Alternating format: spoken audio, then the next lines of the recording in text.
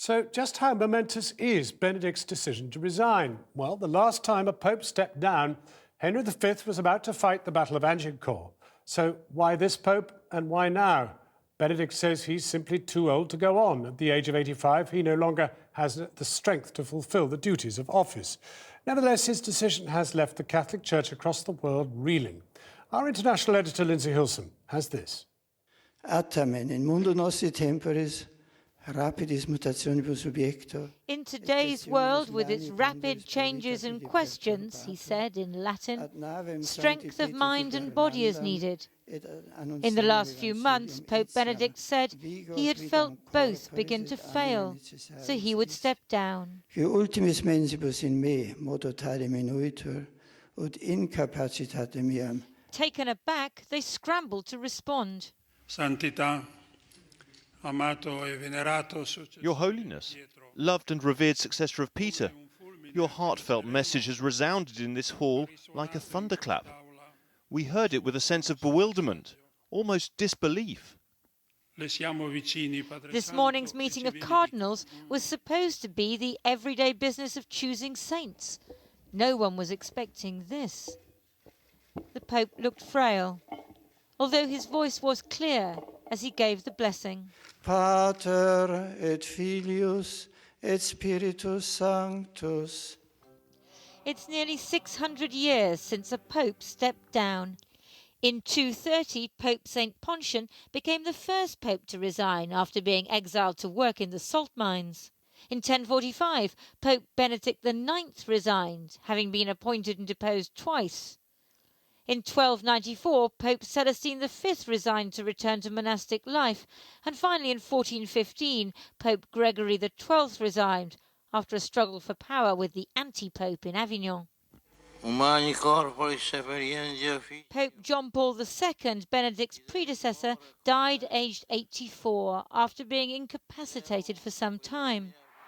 When then Cardinal Ratzinger became Pope Benedict in April 2005, he was already 78. As the first German pope for 1,000 years, Benedict was initially controversial. He had briefly been conscripted into the Hitler Youth. In 2006, he visited Auschwitz as part of his outreach to Jews. On a visit to Britain, he acknowledged that clerical child abuse had seriously undermined the moral credibility of church leaders. Tens of thousands turned out to hear his socially conservative message against contraception, women priests, married priests and gays.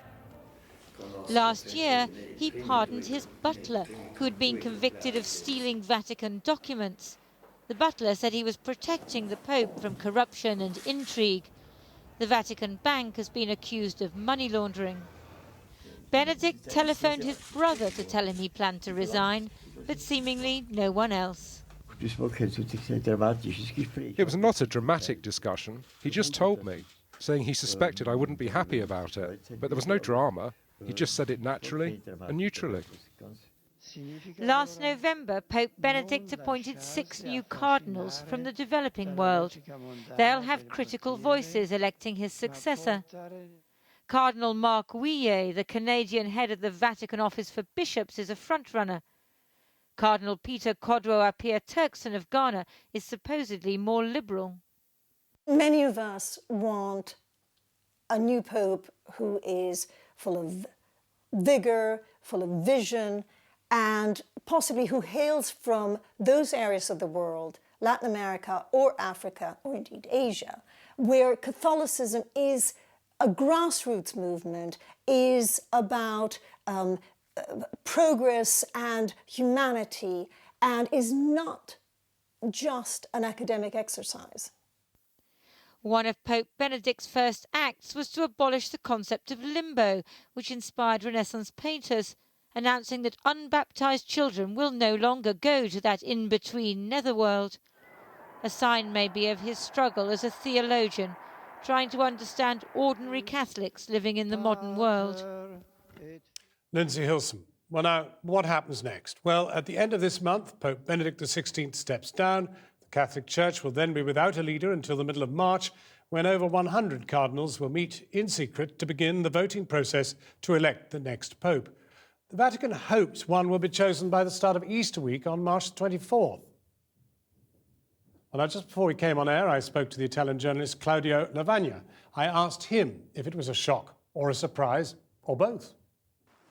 John, this is both a shock and a surprise. Well, not much of a surprise in the sense that Pope Benedict XVI kind of hinted that he may abdicate, let's not call it a resignation, but an abdication in 2010 when he said, well, look, if a pope really feels so tired and out of strength that he cannot perform his duties, then he should resign, and he can resign. It was kind of giving us a hint 2 years ago, as if to say, well, maybe you don't know this, but a pope can effectively resign. 2 years later, he comes out with this surprise, as if to say, well, I warned you 2 years ago, now I'm too tired to carry on, and I'm going. I'm just letting someone younger with more stamina to take my place. And is age and frailty the full explanation?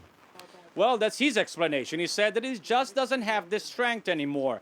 Well, Padre Lombardi, the spokesperson for the Vatican, said that there is no health issue other than him feeling too tired, so that he killed all the speculation really that was flying around. But in a way, well, this is not the first time that it happens, but the last time that it happened was like 700 years ago with Celestine V. And I'll tell you, that didn't go down so well with public sentiment. Well, they called that the Great Refusal, and he even featured Celestine V into Dante's Inferno in the Divine Comedy. Well, now the reaction for Benedict XVI wasn't so bad. They even called him courageous this time, because it takes courage to step down as a pope.